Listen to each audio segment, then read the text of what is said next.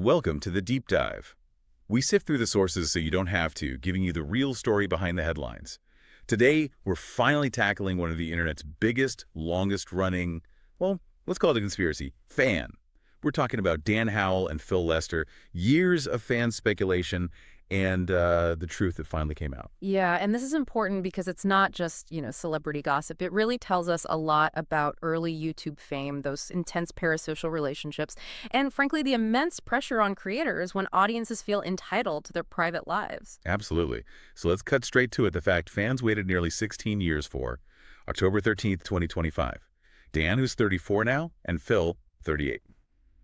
They made it official. It was super simple, actually. Dan just asked Phil point blank, are Dan and Phil in a relationship? And Phil just said yes after almost 16 years. It was kind of shocking, mostly just because it was finally said out loud. 16 years in internet time. That's, yeah, an eternity. So how did this thing Phan get so huge? I mean, Dan and Phil, they were true YouTube OGs, right? Billions of views. Billions, yeah. But the real fuel for the fire was this narrative, this perfect opposites attract thing people latched onto. Ah, the classic trope. Total. It was almost like a myth. You had Dan, the sarcastic, edgy, kind of depressing one, the evil twin, basically. And then Phil, who was just relentlessly silly, innocent, annoyingly joyful, as they put it. He was the sun to Dan's moon, the good one. And fans really bought into that, didn't they? They didn't just watch, they wrote the story themselves. Phil saving Dan's mental health. Right, and Dan helping Phil with his physical health. It was this whole dramatic, ready-made romance plot. Very compelling stuff for a young audience. But what made it different from, say, shipping movie stars? Well, the secret ingredient, I think, was what we now call parasocial reality. Because they were so early on YouTube, they weren't just broadcasting content, they were sharing their lives. That one-sided thing where the audience feels like your best friend, but you have no idea who they are. How did Dan and Phil encourage that specifically? By being incredibly open, maybe too open in retrospect, they'd tweet totally mundane things like, I'm making toast, lol. But the big one, filming in really private spaces. Like on their beds, I remember that. Exactly. Filming on your bed. That's basically inviting millions of people into your most intimate space. They even said later the audience saw them where they sleep so vulnerably. Wow. Yeah, I can see how that would make the shipping, the relationship speculation feel way more real to people. It hit so much harder, as they put it, because fans felt they were just observing reality, like watching a documentary where the main characters had to be in love. And the scale of this obsession was just massive. Phan wasn't just a hashtag. It dominated platforms, Wattpad, Tumblr. Oh, Tumblr especially. It was one of the most talked about things on there, period. And the fan fiction side of it, that tells you everything. Okay. They mention in the source material, and this is kind of wild, that they apparently won a recent poll for the best real person fan fiction ever. They beat pairings like Jesus and Judas. Okay, wow. That's intense. Beating Jesus and Judas puts it in perspective. It shows the level of dedication. It was almost religious for some fans. So you have this massive dedicated following. But the flip side is this intense scrutiny they couldn't control.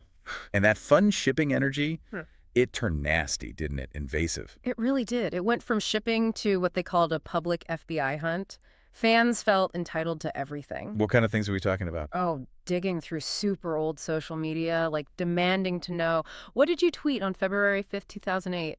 Trying to contact their families for information. Jeez. And it wasn't just online. There was physical stalking, too. The famous Tesco Extra incident. Oh, yeah, the grocery store thing. Fans literally filmed them between the aisles, trying to figure out details about their private life based on, get this, the type of honey-roasted nuts they were buying. Absurd. Just trying to buy nuts. Yeah, the boundaries were just gone. And professionally, the rumors got too loud to ignore. They talked about this moment in 2015, first day of their tour. Someone screams, "Phan is real!" And like 3,000 people just went absolutely crazy. So it wasn't a secret anymore. It was the main event. Exactly. And trying to shut it down, that just backfired. The Streisand effect, right? Dan tried denying it. Remember that "Phi, I like vagina" tweet? Oh, I remember. Cringy even then. He admitted later it was useless. It just made people angrier because he was spoiling their fun, messing with their narrative. But the worst violation, the one that really crossed the line, was that Valentine's Day video thing, wasn't it? Oh, absolutely. That was devastating for them. Phil made this private, really thoughtful video for Dan. A YouTube glitch made it public, just briefly, to a few people. And instead of respecting the privacy. Nope. It was instantly ripped, shared everywhere. Then came the blackmail attempts in DMs. They felt completely violated. They called it an assault. Like someone took something deeply personal, dragged it through the mud, and left it out for everyone. They said it was almost a relationship breaking point. It really damaged their sense of safety. You can understand why. It's digital stalking at its worst, which leads to the question they clearly wrestled with. Did the audience actually have a right to know about their private lives, their sexuality? Professionally, the fear was huge. They knew everything would change. It wouldn't be Dan and Phil, the comedy duo, anymore. It would be Dan and Phil, the gay boyfriends. And that would just hit different, as they said. I'm worried it'd become a gimmick. Yeah, or that homophobia would drive away some of their audience, like straight guys maybe. They wanted the focus on their work, their comedy. Not on people constantly analyzing their body language like, oh, look how they looked at each other there, instead of laughing at the actual joke. Precisely. But beyond the professional worries, the internal cost was immense, especially for Dan. He talked about having an extremely homophobic childhood, so hiding the relationship, even after he'd sort of come out individually in 2019, felt like being forced back into a mini closet. Wow, so even being out privately, the public pressure basically put them back in that awful, secretive headspace. Exactly. Phil was his safe space, he said. And the fan digging wasn't just invasive, it felt like it was violating that safe space, triggering all that past trauma. They talked about the constant self-censorship, always worrying about saying something that sounds gay while filming. It's exhausting.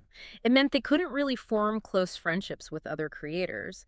And Phil apparently started avoiding interviews because, and this is quite sad, he just said, "I'm really bad at lying." He couldn't keep the act up. And hanging over all of this was the couple vlogger nightmare. Right, the specific terror for internet couples. What happens if you break up? Dan admitted he has commitment issues, needed freedom, and often thought about ending it. But if they did, they knew it wouldn't just be a personal breakup, it would destroy their entire career. Their audience would feel betrayed. Like they'd ruined their favorite TV show. Yeah, or that love isn't real because this ideal relationship they'd projected, even implicitly, had failed. Huge pressure. Okay, so after carrying that weight for 16 years, the truth is finally out. They confirmed it all. Fell hard and fast back in 2009. Never really put a label on it, actually. So it happened so fast that we never labeled it. Right, and they've lived 1,000 lifetimes of a normal person's partnership. Confirmed they're openly gay, living together 15 years. So why now, after all that hiding? It sounds like the main driver was Dan's therapy, his therapy homework, he called it. Really? Therapy homework? Yeah. He had this realization that he was actually comfortable being miserable, stuck in this loop of never-ending closets, always hiding something. His therapist basically told him he needed to just rip the Band-Aid off, stop censoring himself for his own mental health. That makes sense. A breaking point, personally rather than professionally. Then they were very clear. This isn't a content pivot. They are not suddenly becoming couple vloggers in bed. The goal is still to make people laugh, just authentically now. And as a sign of that authenticity, they're finally doing the podcast, the Dan and Phil podcast, which they resisted for ages because Dan hates doing anything popular or normal. Exactly. Phil joked that everyone's about to hear 15 years of stories they had to suppress. It sounds like they feel unleashed. So wrapping this up, what's the big takeaway for you listening to this? I mean, it's an incredible story of a relationship surviving insane pressure. Definitely. That survival probably comes down to that shared trauma bonding them, plus just fundamental compatibility day to day. They really weathered a unique storm together. And here's something to think about, a final thought from the source material. Dan explicitly says he does not believe in marriage. Why? Because he resists anything that people are supposed to do. So think about that. This 15-year relationship started instantly, endured global obsession, refused labels. Maybe it's its own kind of authentic partnership model, one that deliberately rejects traditional expectations and media narratives. It's fascinating. And now that they are, as they say, fully out and proud and unleashed, what kind of content are we actually going to get on this new podcast? We'll definitely have to tune in and find out. Thanks for joining us for this deep dive. We'll see you next time.